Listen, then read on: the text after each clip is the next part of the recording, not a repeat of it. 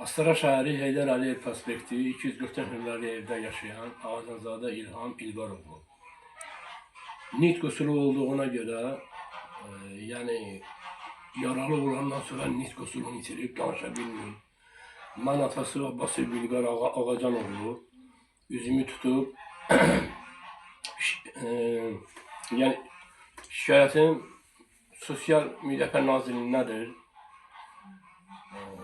Oğlum 2016-cı ildə düşmən tərəfindən ağır yaralanıb. Bədəni hamısı qəlpədir. 10 ildir.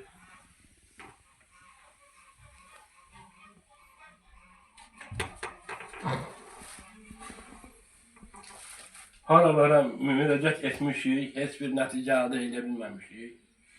Oğlum işləyə bilmir. Yəni akşamlar yerində rahat yata bilmir. Astara rayonundan haralara da şikayət eləmişik. Gəlib baxan yoxdur, axtaran yoxdur, demir nə var, nə yox. Nə edir, bizim qazimiz nə edir? Yəni torpaq uğrunda canım fəda eləyiblər. Biz istəyirik onun əlilliyin alay, onun əlilliyin ala bilmirik. Üzümü tutub Mehriban xanıma, xahiş edirəm sizdən. Oğlum Ağazadə İlhamın bu əlilliyinə görə bizə köməklik edəsiniz. Yəni dəfələrlə icra başçısı Qəzənfər Ağayevin qəbulunda olmuşam. Oğlumun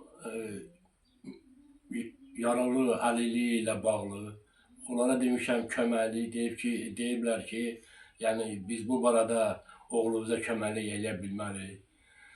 Ondan sonra Astara rayon mərkəzi xəstəxanasının baş həkimi, direktoru Oqtay Amanulayevin qəbulunda olmuşam dəfələrlə. Yəni kömək istəmişəm ondan. Mənə hətta deyib ki, qazi olub, mənim üçün qazi olmayıb ki. Ondan sonra şöbə müdiri Günlar Muxtaravanın qəbulunda olmuşam. Müayinə ediblər. Oqtay Amanullayev Günlar doktorla deyib ki, səndə heç nə yoxdur, sən sağlamsan, bəs hara şikayət edirsən, get elə yenə. Üzümü tuturam cənab prezident İlham Əliyevə. Xahiş edirəm sizdən, o oğlumun əlilliyi ilə bağlı Sosial Müdafiə Nazirliyinə tapşırıq verin. Müəyyən qurumlara tapşırıq verin. Sizdən xahiş edirəm bir valideyn kimi, bir ata kimi. Oğlum İlhamın ağrılarına yüce dözə bilmirik.